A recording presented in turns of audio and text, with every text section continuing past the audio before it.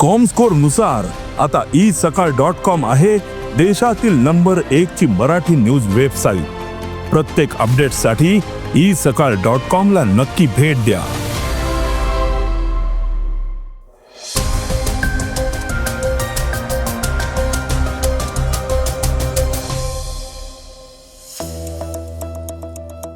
E चालान प्रणाली विरोधात महाराष्ट्रातील ट्रक चालक रस्त्यावर उतरणार आहेत, तर शिवनेरी बस सेवेचा विस्तार करण्याचा निर्णय राज्य सरकारनं घेतलाय. इराण-इस्रायल युद्धामुळे कच्च्या तेलाचे दर वाढले आहेत, तर युद्धाचा परिणाम मुंबई शेअर बाजारावरही दिसून आलेला आहे.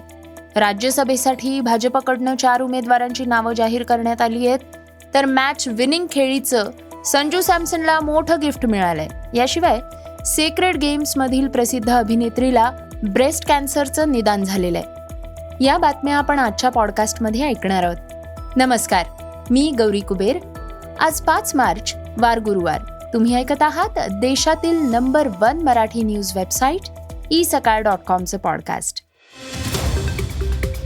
पॉडकास्टची पहिली बातमी ट्रक चालकांच्या संपाबाबतची. महाराष्ट्रात ई चलान प्रणाली विरोधात ट्रान्सपोर्टर्स आक्रमक झालेत. ट्रक आणि बस मालकांनी आता आरपारची लढाई जाहीर केली आहे. महाराष्ट्र ट्रान्सपोर्टर्स ॲक्शन कमिटीच्या नेतृत्वाखाली 5 आणि 6 मार्च म्हणजेच आज आणि उद्या मुंबईतल्या आझाद मैदानात मोठं आंदोलन होणार आहे. या आंदोलनात ट्रक, टेम्पो, बस, ऑटो आणि ट्रॉलींसह सुमारे 2 लाखांहून अधिक चालक सहभागी होण्याची शक्यता आहे. वाहन चालकांच्या म्हणण्यानुसार ई चालान प्रणाली दोषपूर्ण आहे आणि मनमानी पद्धतीनं दंड आकारले जात आहेत. त्यामुळे ही प्रणाली रद्द करावी आणि त्यात तातडीनं सुधारणा करावी अशी मागणी त्यांनी केलेली आहे. विशेष म्हणजे या 2 दिवसांच्या आंदोलनाचा सर्वाधिक परिणाम मुंबई, ठाणे आणि पुणे यांच्यासारख्या औद्योगिक शहरातील माल वाहतुकीवर होण्याची शक्यता आहे. दूध, भाजीपाला आणि इतर अत्यावश्यक वस्तूंच्या पुरवठ्यावरही याचा परिणाम होण्याची भीती व्यक्त केली जाते. दरम्यान राज्याचे परिवहन मंत्री प्रताप सरनाईक यांनी ट्रान्सपोर्टर्सना संपावर न जाण्याचं आवाहन केलंय. सध्या शालेय परीक्षा सुरू आहेत, त्यामुळे विद्यार्थ्यांना अडचण निर्माण होऊ नये असंही ते म्हणाले. तसंच चुकीचं ई चालान रद्द करण्याबाबत सकारात्मक विचार सुरू असल्याचंही त्यांनी म्हटलंय. महत्त्वाचं म्हणजे 5 मार्च रोजी पोलीस आणि परिवहन विभागाच्या अधिकाऱ्यांसोबत बैठक बोलावण्यात आल्याची माहितीही त्यांनी दिलेली आहे. आता या बैठकीतून काय तोडगा निघतो याकडे सर्वांचं लक्ष लागलेलं आहे. पॉडकास्टची दुसरी बातमी शिवनेरी बस संदर्भातली. पुणे मुंबई महामार्गाची राणी म्हणून ओळखली जाणारी शिवनेरी बस आता राज्यभर धावणार आहे. महाराष्ट्र राज्य मार्ग परिवहन महामंडळाची अत्याधुनिक, आरामदायी आणि सुरक्षित अशी शिवनेरी सेवा ही लवकरच राज्यातल्या प्रमुख शहरांदरम्यान सुरू केली जाणार आहे, असं परिवहन मंत्री प्रताप सरनाईक यांनी सांगितलं. 2002 साली सुरू झालेल्या शिवनेरी सेवेनं वक्तशीरपणा, आरामदायी आसन व्यवस्था आणि सुरक्षित प्रवासामुळे प्रवाशांचा मोठा विश्वास जिंकला. तिकीट दर थोडा जास्त असला तरीही उत्कृष्ट सेवेमुळे ही बस सेवा सुरुवातीपासूनच नफ्यात असल्याचंही मंत्री सरनाईक म्हणाले आहेत. महत्त्वाचं म्हणजे राज्यभर विस्तारासाठी 200 अत्याधुनिक व्हॉल्वो बसेसची खरेदी करण्याची प्रक्रिया सुरू आहे. लवकरच नाशिक-पुणे, पुणे-कोल्हापूर, पुणे-सोलापूर, नागपूर-चंद्रपूर आणि नागपूर-अमरावती-अकोला अशा अनेक मार्गांवर शिवनेरी धावणार आहे. यामध्ये 30 स्लीपर बसेसचा समावेश सुद्धा करण्यात आलेला आहे. त्यामुळे लांब पल्ल्याच्या प्रवासात प्रवाशांना अधिक आरामदायी आणि आधुनिक प्रवासाचा अनुभव मिळणार आहे. तसंच सध्या ज्या मार्गांवर विनावातानुकूलित शयनयान बस सेवा सुरू आहे त्या ठिकाणी स्लीपर शिवनेरी सुरू करून प्रवासी सेवेला अधिक उन्नत रूप दिलं जाईल. या संदर्भात बोलताना शिवनेरीचा हा विस्तार म्हणजे केवळ बस सेवेची वाढ नाही, तर महाराष्ट्राच्या प्रगत आणि गतिमान प्रवास संस्कृतीची नवीन दिशा आहे, अशी प्रतिक्रिया परिवहन मंत्री प्रताप सरनाईक यांनी दिली. पॉडकास्टची तिसरी बातमी कच्च्या तेलाच्या संदर्भातली. मिडल ईस्टमध्ये पेटलेल्या युद्धाचा परिणाम आता थेट जागतिक अर्थव्यवस्थेवर होताना दिसतोय. इराण आणि इस्रायलमधला तणाव वाढताच कच्च्या तेलाच्या किमतींमध्ये मोठी उसळी पाहायला मिळतेय. अमेरिका आणि इस्रायलनं इराणवर हल्ला केला, त्यानंतर आंतरराष्ट्रीय बाजारात खळबळ उडाली. या युद्धानंतर ब्रेंट क्रूड ऑइलची किंमत ही प्रति बॅरल $85 पर्यंत पोहोचली आहे. इराणनं हॉर्मोज सामुद्रधुनी बंद केली आहे आणि त्यामुळे तेलाच्या पुरवठ्यावर मोठा परिणाम दिसून येतो.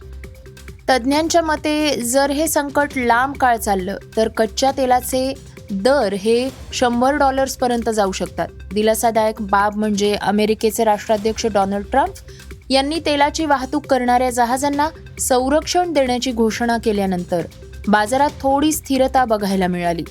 महत्त्वाचं म्हणजे भारतासारख्या देशांसाठी ही परिस्थिती अतिशय चिंतेची आहे. मात्र सध्या भारताकडे 25 दिवसांच्या कच्च्या तेलाचा साठा उपलब्ध असल्यानं चिंता कमी झालेली आहे. पॉडकास्टची चौथी बातमी शेअर बाजार संदर्भातली. अमेरिका, इस्रायल आणि इराण यांच्यातील युद्धाच्या तणावाचा थेट परिणाम आता भारतीय शेअर बाजारावर होऊ लागलाय. गुंतवणूकदारांमध्ये निर्माण झालेल्या भीतीमुळे बाजारात मोठी घसरण बघायला मिळते. बुधवारी सलग तिसऱ्या दिवशी सेन्सेक्स आणि निफ्टी या दोन्ही निर्देशांकात मोठ्या प्रमाणात घसरण झाली. गेल्या काही दिवसात BSE सेन्सेक्स तब्बल 3,800 अंकांनी म्हणजे जवळपास 4.6% खाली घसरला. तर निफ्टीमध्ये सुद्धा सुमारे 1,190 अंकांची घसरण झाली. याचा मोठा फटका बसला असून BSE वरल्या सूचीबद्ध कंपन्यांचे एकूण बाजार भांडवल तब्बल 21,90,000 कोटी रुपयांनी घटलंय. पॉडकास्टची पाचवी बातमी राज्यसभा निवडणुकी संदर्भातली. राज्यसभा निवडणुकीसाठी भाजपनं महाराष्ट्रातील 4 उमेदवारांची घोषणा केली आहे. भाजपकडनं केंद्रीय मंत्री रामदास आठवले, पक्षाचे राष्ट्रीय महासचिव विनोद तावडे, माया चिंतामण इवनाते आणि रामराव वडकुते यांना उमेदवारी देण्यात आलेली आहे. महाराष्ट्राच्या राजकारणात काही काळ बाजूला पडलेले तावडे यांनी केंद्रीय संघटनेत महासचिव म्हणून महत्त्वाची भूमिका बजावली आहे. आता त्यांना राज्यसभेत पाठवून पक्षानं त्यांच्या वाढत्या राजकीय वजनाचे संकेत दिले आहेत. दरम्यान रिपब्लिकन पार्टी ऑफ इंडियाचे प्रमुख आणि केंद्रीय मंत्री रामदास आठवले यांना पुन्हा संधी देत भाजपनं आपल्या मित्रपक्षांनाही स्पष्ट संदेश दिलाय. तर माया इवनाते आणि रामराव वडकुते यांच्या उमेदवारीतनं भाजपनं आदिवासी आणि OBC समाजाला सुद्धा प्रतिनिधित्व देण्याचा प्रयत्न केलाय. देशातल्या 10 राज्यांमधल्या 37 राज्यसभा जागांसाठी 16 मार्च रोजी मतदान होणार आहे. पॉडकास्टची 6वी बातमी क्रीडा विश्वातनं. आंतरराष्ट्रीय क्रिकेट परिषदेनं T20ची नवी क्रमवारी जाहीर केली. यात भारताच्या खेळाडूंना मोठा फायदा झालेला आहे. वेस्ट इंडिज विरुद्ध सामन्यात संजू सॅमसननं केलेल्या नाबाद 97 धावांच्या दमदार खेळीमुळे त्यानं थेट 25 स्थानांची झेप घेत फलंदाजीच्या क्रमवारीत 40वे स्थान पटकावलंय. तर खराब फॉर्मशी झुंज देत असतानाही अभिषेक शर्मा हा 874 गुणांसह अव्वल स्थानावर कायम आहे. तसंच पाकिस्तानचा सलामीवीर साहिबजादा फरहान हा 848 गुणांसह त्याच्या जवळ पोचलेला आहे. इंग्लंडचा फिल सॉल्ट 3ऱ्या क्रमांकावर घसरलाय आणि भारताचा ईशान किशन 4थ्या स्थानावर आहे. गोलंदाजीच्या क्रमवारीत भारताचा वरुण चक्रवर्ती 771 गुणांसह अव्वल स्थानावर आहे. तर अफगाणिस्तानचा राशिद खान हा 2ऱ्या, पाकिस्तानचा अब्रार अहमद 3ऱ्या क्रमांकावर पोचलाय. अष्टपैलू खेळाडूंमध्ये झिम्बाब्वेचा सिकंदर रझा 1ल्या क्रमांकावर आहे. भारताचा हार्दिक पांड्या 2ऱ्या स्थानावर पोचला असून पाकिस्तानचा सॅम आयूब हा 3ऱ्या स्थानावर घसरलाय.